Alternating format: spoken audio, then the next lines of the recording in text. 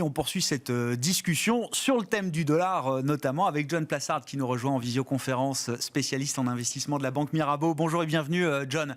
Vous avez peut-être entendu l'analyse technique d'Alexandre Baradez sur l'idée de la consolidation du dollar. L'indice dollar a déjà perdu 10% par rapport à ses sommets.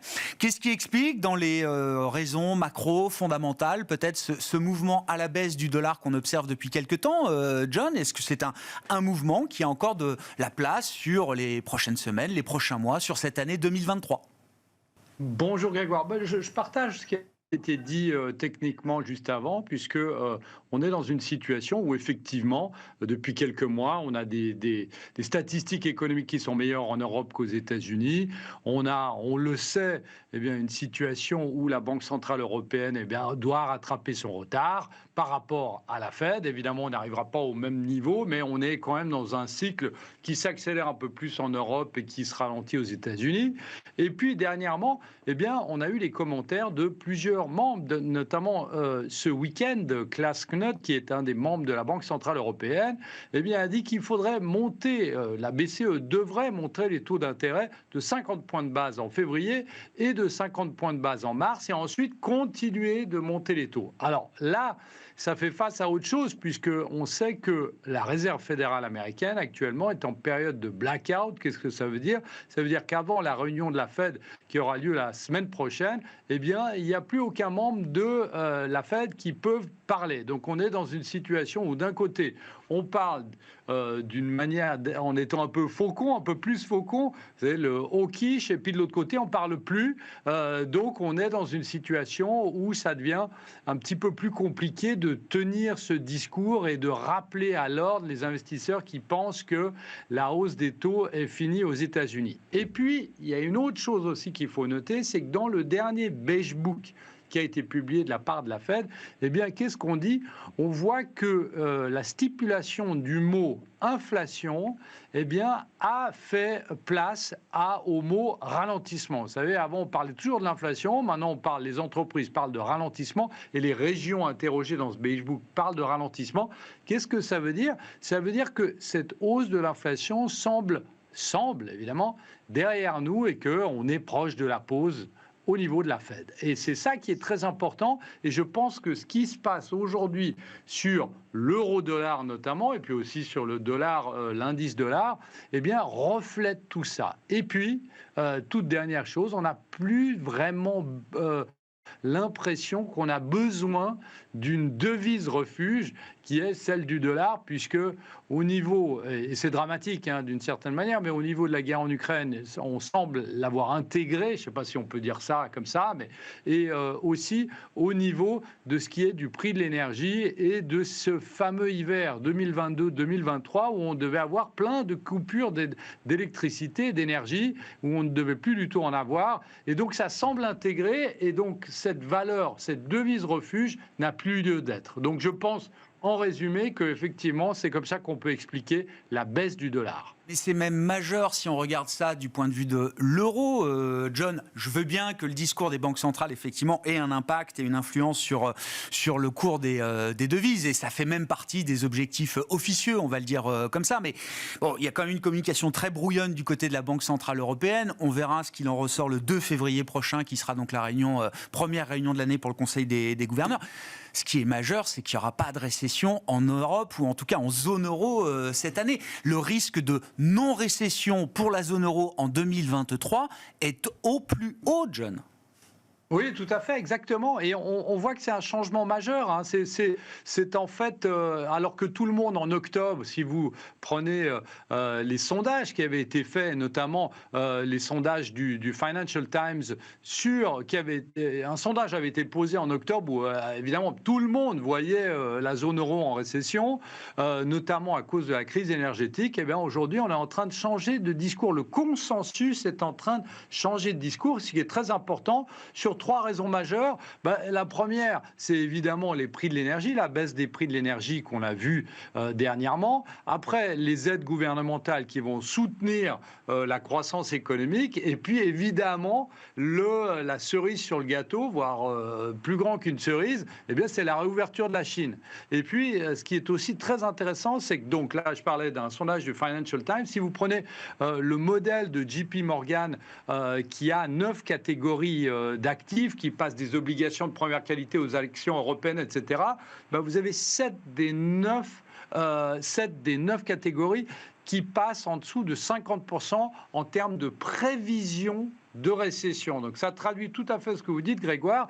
On est dans une situation où il y a un changement majeur qui est en train de s'opérer, mais comme avec le dollar, on a l'impression d'une certaine manière que c'est le marché, le consensus qui est en train de dicter cette nouvelle donnée. C'est-à-dire que ce n'est pas le FMI, puisqu'on se souvient de ce qu'a dit le FMI, on se souvient de ce qu'a dit la Banque mondiale il y a quelques semaines de ça, voire quelques jours, qui nous disent qu'il y a un tiers de la zone euro qui va rentrer en récession.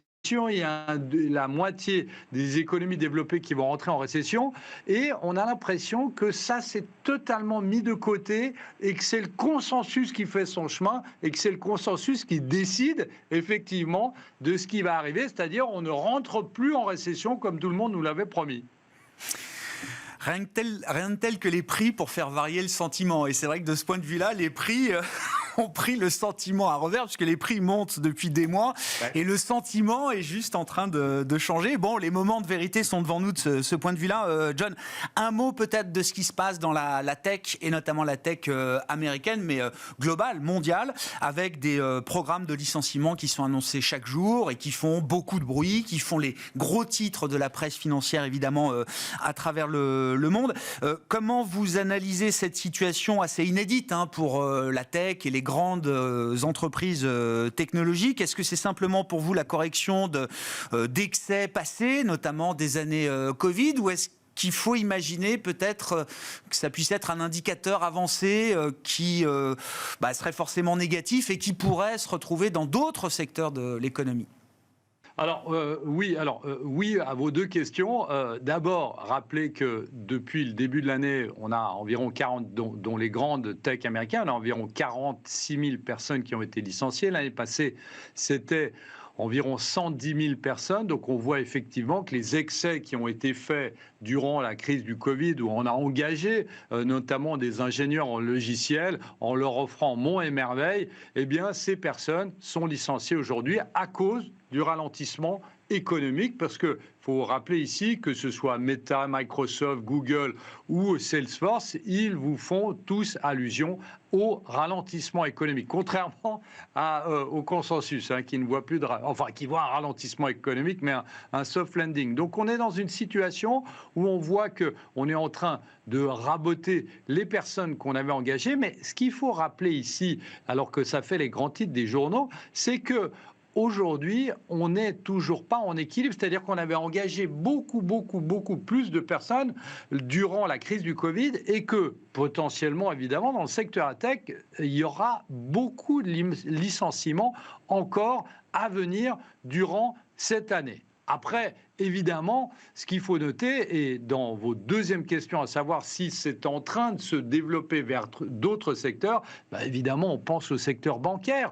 On sait qu'on a des banques qui ont déjà commencé à annoncer des licenciements, mais on va avoir des grandes vagues de succession d'emplois depuis la plus grande succession d'emplois et licenciements depuis la crise financière de 2008, qui était quand même considérée comme la plus grande crise financière que celle de 28-29.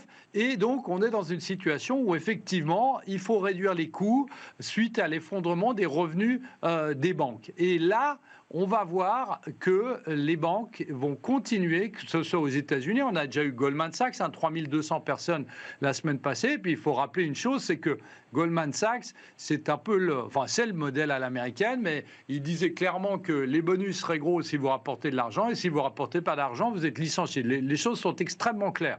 C'est un peu différent en Europe, évidemment, mais on va assister à des vagues de licenciements aussi aux États-Unis. On en a déjà eu, notamment chez Crédit Suisse, mais bon, c'est un animal, entre guillemets, un peu à part.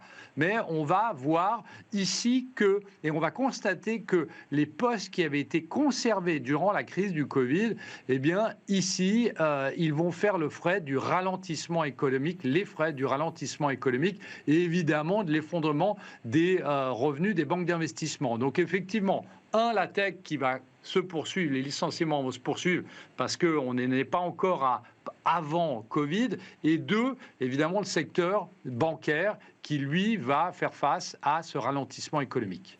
Merci beaucoup, John, pour votre éclairage de marché le lundi avec nous. John Plassard en visioconférence, spécialiste en investissement de la banque Mirabeau. Voilà pour cette édition de la mi-journée de Smart Bourse. On se retrouve évidemment à 17h en direct sur Bismart.